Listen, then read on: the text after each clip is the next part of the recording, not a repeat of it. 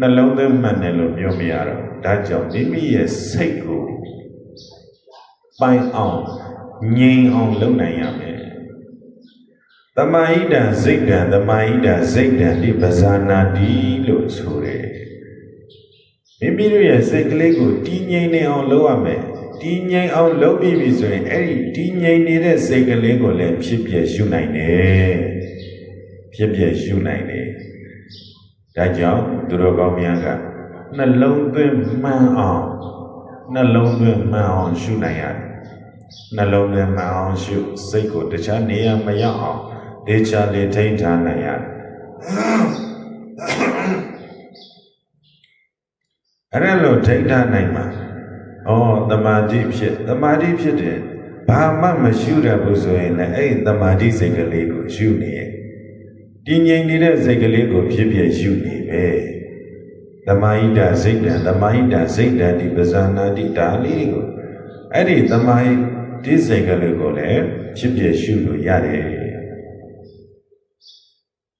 အဓိကဖြစ်ပြက်ကလေးသာရှုနေပါနှလုံးသွင်းလေးတွေတဲ့နေနှလုံးသွင်းလေးတာမှန်းနေ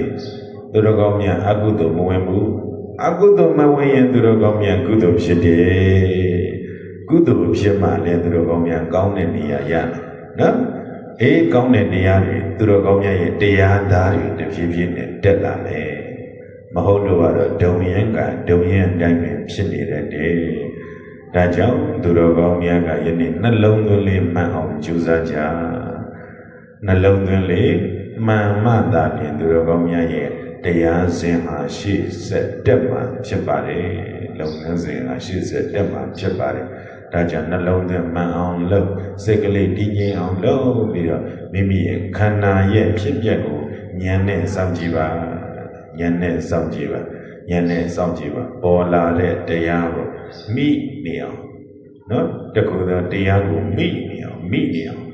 အဲ့ဒီလိုမိအောင်ရှုနိုင်ဖို့အင်မတန်အရေးကြီးတယ်မိနေမှနော်သူတော်ကောင်းများရဲ့စိတ်ကတခြားကိုမရောက်တခြားကိုရောက်သွားပြီဆိုလို့ရှိရင်လည်းသူတော်ကောင်းများစိတ်ကဘလို့မှဇူစည်းလို့မရဘူးဆိုရင်ဘယ်လိုလုပ်ရမလဲဘုရားကုံတော်လေးပွားနေလိုက်ဘုရားကုံတော်လေးပွားနေလိုက်စိတ်ဘလို့မှဇူစည်းလို့မရဘူးဆိုရင်ဘုရားကုံတော်လေးပွားနေလိုက်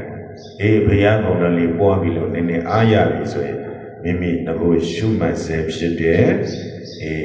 ကမ္မထံကိုပြန်ပြီးတော့ရှုရတယ်စိတ်ကလေးပြန်ငြိမ်သွားပြီဆိုရင်ငါပုံမှန်ဖြစ်တဲ့ငါကမ္မထံတရားလေးကိုပြန်ပြီးတော့ကြည့်မှဖြစ်မယ်